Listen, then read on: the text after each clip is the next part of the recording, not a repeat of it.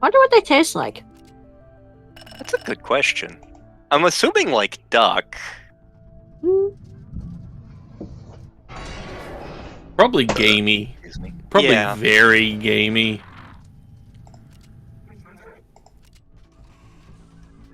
But no, people keep saying, "Oh, cool! You have because I have a little A wing and Y wing among the collection of the toys I have on my desk at work." And people keep asking me, "Oh, cool! Have you seen this show and this show and this show?" And I have to look at them, and go, "I haven't even watched the last movie." Which one? The Rise of Skywalker. I haven't watched it yet. Why not?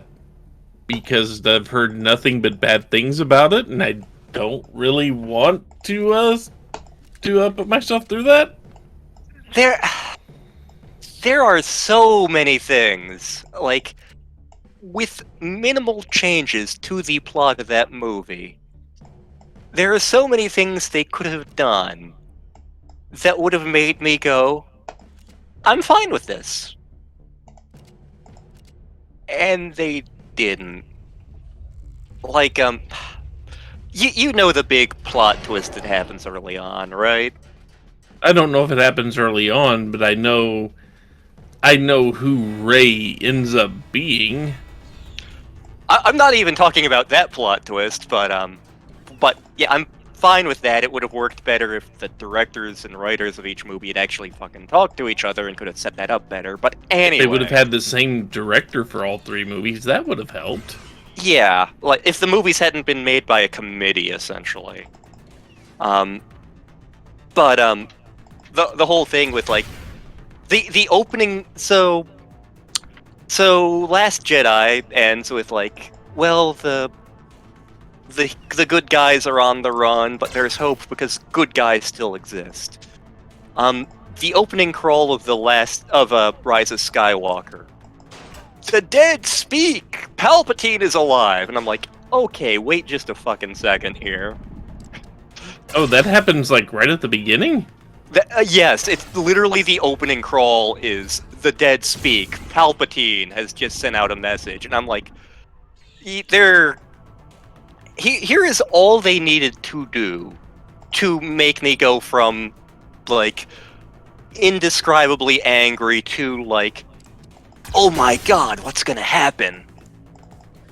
And again, they could have done this if all the people working on the movies were on the same page. Get to the ending of Last Jedi. Cut to a scene where Kylo Ren, after having taken over the bad guys, is, like, in his office, skulking, knowing that, like, I kinda screwed the pooch because my fear of Skywalker caused everybody to get out of here. All of a sudden, like, the computer on his desk starts beeping. He clicks it. And then you just hear the Emperor's laugh. Cut to credits. Yep, that would have been better.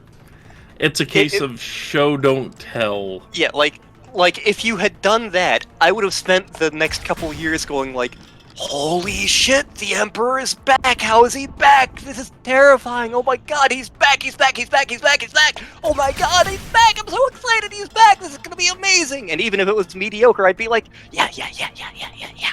Instead, it's just like, oh, by the way, the Emperor is fucking back. You don't just drop that on a man. You lead into that, you know?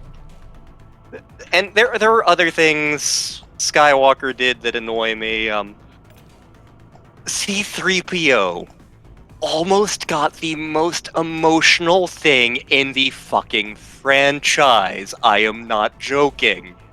Like, just because of the way they set something up, and I'm like, oh my god, I'm like about to have feelings about 3PO. And then they fucking ruin it 5 minutes later. To be fair, it's 3PO.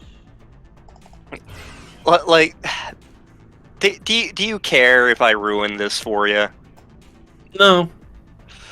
So there's part of the plot is this ancient Sith dagger they find, which give clues to a thing, which doesn't make sense, but that's an entirely different issue. But, oh, we found the Sith dagger and we need it translated. And 3PO's like, oh, that is ancient Sith language, but by ancient Republic law, it's illegal to translate that. What?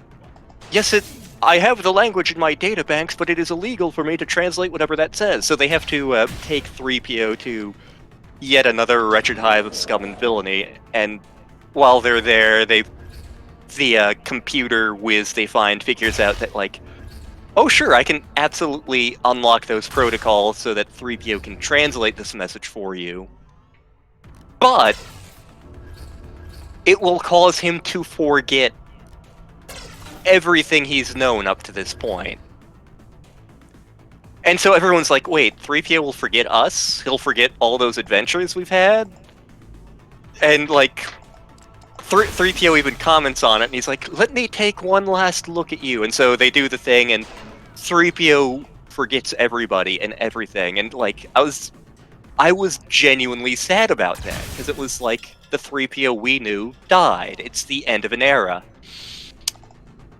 Jump ahead 10 minutes and they're back at the Rebel base, and R2-D2 comes up to him, plugs in, and it's like, oh, R2 just had a backup copy of 3PO's memories, so that whole emotional ride was fucking pointless! Well, that's a grand old boo. Yeah, it's like, oh my god, no, you should have left 3PO without his memories. He made a sacrifice for the rebellion.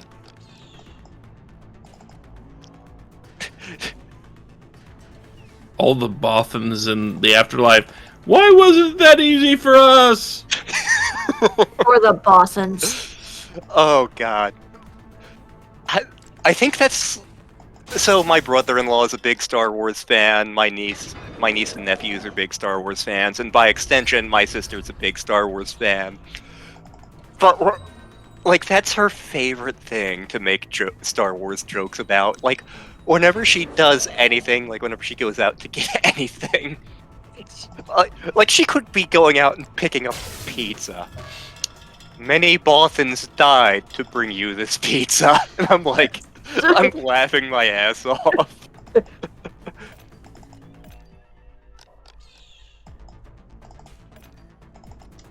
So many bags, so many bags. Too many bags, too many bags. Too many cooks. Okay, the funny thing about the too many cooks thing, which if you haven't seen the too many cooks thing, please, for the love of God, look it up. It was an Adult Swim thing, and it's a piece of surreal art. It's still the only YouTube video to get its own special title. But the funny thing about that was, like, friend sent that to me, and I'm sitting through watching it, and, like, by itself, it's hilarious for so many reasons. But, like, I get through watching it, and I message my friend, and I'm like, you know, I was just in a play with a family known as the Cooks. They legit have, like, 5 or 6 kids with an age gap of, like, 20 years. That makes this so much funnier. That looks like a saxophone. It does look like a saxophone.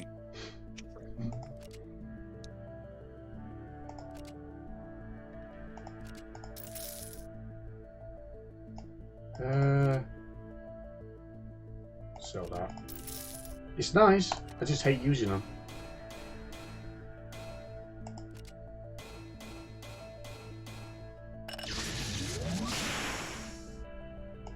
I just never got a handle of weapons without being shot.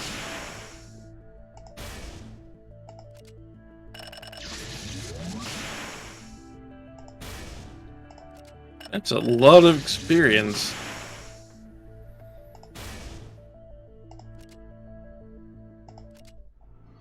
And this is where I discover, oh yeah, I've basically left half the crew left behind on level 5 or something.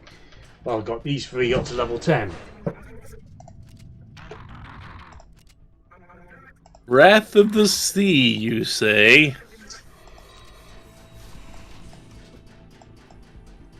We are bots of the sea. We are steambots of the sea. Out there, Lady Maisie screaming.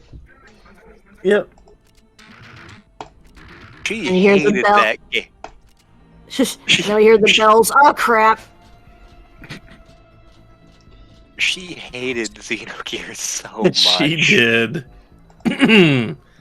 Which I can't entirely blame her for. Because there's a lot to hate about Xenogears.